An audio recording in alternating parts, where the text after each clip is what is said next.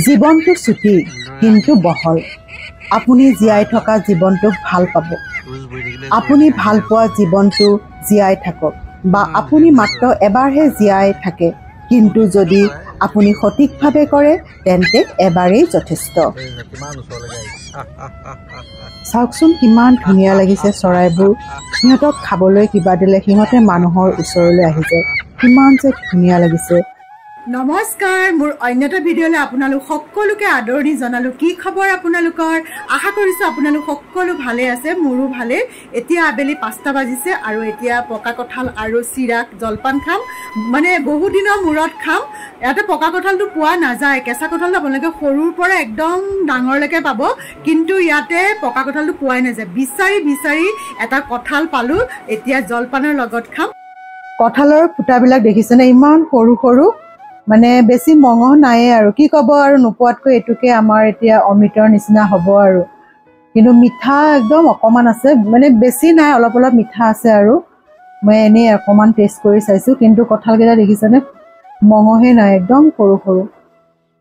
আমি প্ৰায় কঁঠাল নোখোৱা 7-8 বছৰেই হ'ল। আমি মানে পকা কঁঠাল খোৱাই নাই। তো সেইকাৰণে আৰু এতিয়া আমাৰ এইটো কাৰণে আৰু বহুত বুলি ভাবি পেলাই এতিয়া খাওঁ। 100 গ্ৰাম কঁঠালত কেলৰি 95 কিলো কেলৰি, কাৰ্বহাইড্ৰেট 23 গ্ৰাম, চেনি 19 গ্ৰাম, প্ৰটিন 1.7 গ্ৰাম, ফেট 0.6 গ্ৰাম, ডায়েটাৰী ফাইবাৰ 1.5 পৰা 2 গ্ৰাম, পানীৰ পৰিমাণ 73% থাকে।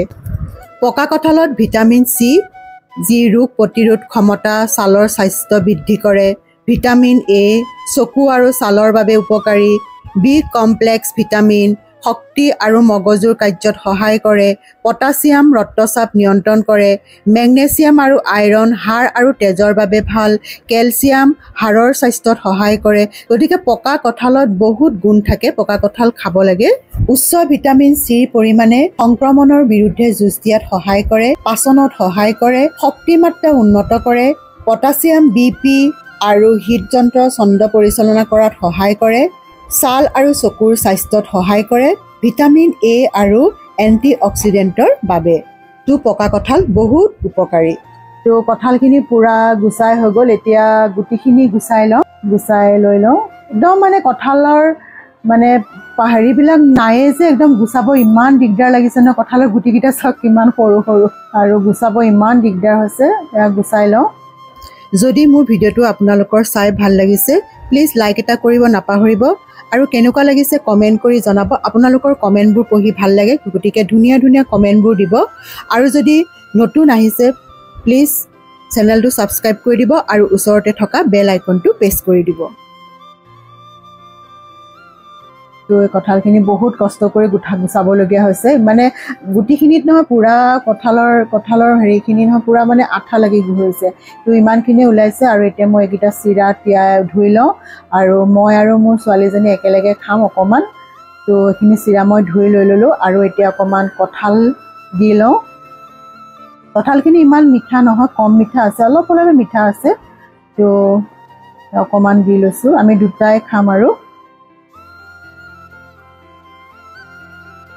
তাৰপিছতে ইয়াতে অকণমান গাখীৰ দি লৈছোঁ।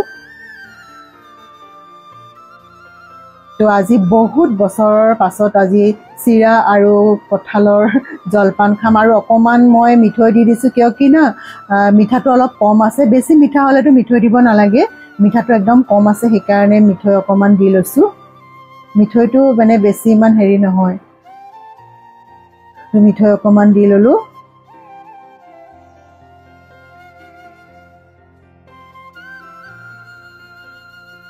দি পেলাই এতিয়া মিক্স কৰি পেলাই জলপান খাই লওঁ। আপোনালোকে এনেকৈ চিৰাৰ লগত কঁঠাল খাই পাইছেনে? যদি খাইছে কমেণ্ট কৰি জনাবচোন আৰু কেনেকুৱা লাগে।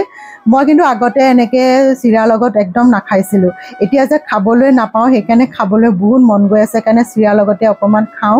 কেনেকুৱা লাগে খাই পেলাইহে গম পাম আৰু। মানে আগতে খোৱা নাছিলোঁ দেই, আগতে খালি কঁঠাল খাওঁ, কঁঠালৰ পিঠা খাওঁ, এনেকৈ খাওঁ। এতিয়া ভাবিছোঁ অকণমান জলপান লগত খাই চাওঁচোন। তো এতিয়া জলপান খাই লৈ আপোনালোকক লগ পাই আছোঁ। তো এতিয়া জলপান খাই ললো, খাই লৈ এতিয়া অলপ ৱাক কৰিব যাওঁ। এতিয়া 6:30 বাজিছে। অকণমান পাৰ্কিঙত গৈ পেলাই অলপমান খোজকাঢ়ি আহোঁগৈ।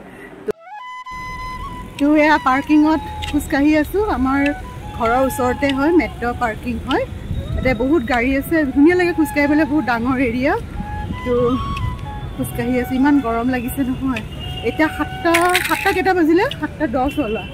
7:10 হ'ল, বহুত গৰম। এতিয়া অকণমান ইয়াতে খোজ কাঢ়োঁ। ইয়াতে হওক পাৰ্কিং বহুত আছে।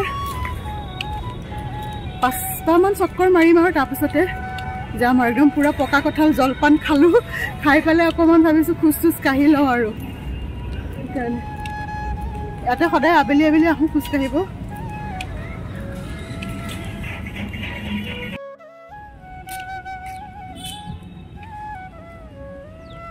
ডাঙৰ এৰিয়া হয় আৰু ধুনীয়া বতাহ মাৰি আছে আজি।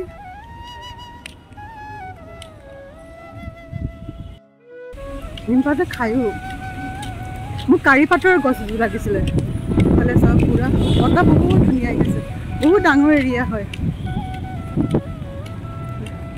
আমি এইফালে যাম, চাওক বতাহ মাৰি আছে পূৰা গছ।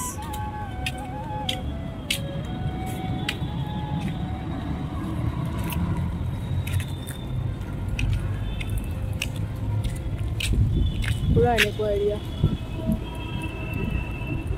বহুত ডাঙৰ চক্কৰ। সেইটো মেট্ৰ' হয়, এইটো ধৰাচোন, সেইটো মেট্ৰ'টো হয়। এইটো চব গাড়ীবিলাক থয় আৰু।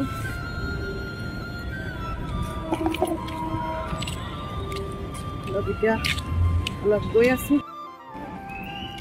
আমি এনেকৈ চক্কৰ মাৰি মিতে এফালেদি। এতিয়া মানুহৰ ঘৰবিলাকত গাড়ী থ'বলৈ জেগা নাই যে, চব গাড়ীবিলাক ইয়াতে থয় আৰু।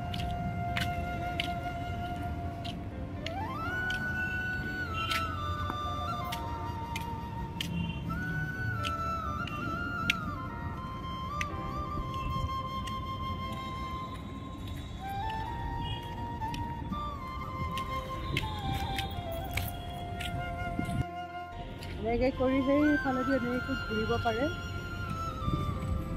বতাহ কিন্তু বৰ ধুনীয়া মাৰি আছে, এই বতাহ।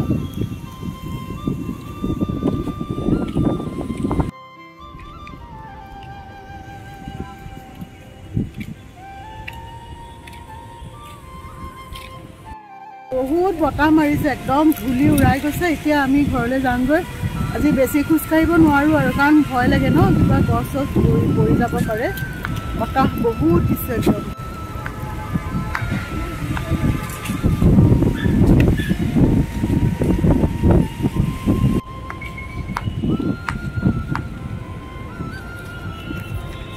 বহুত দিছে, বতাহ মাৰিছে। বতাহত ভালো লাগিছে, কিন্তু ইমান ধূলি উৰিছে নহয়। এতিয়া ভাবিছোঁ যামগৈ না,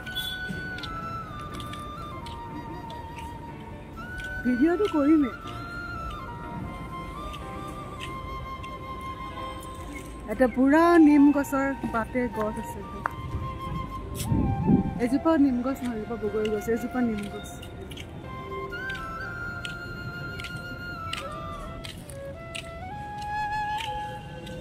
এনেকৈ আমি এটা চক্কৰ মাৰি এতিয়া যামগৈ আৰু।